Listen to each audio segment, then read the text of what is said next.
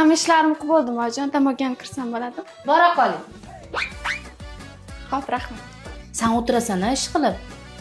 Tillag'im optiga ha? O'sib ketganda. O'g'lim, kirlaringni ber, yuvib beraman.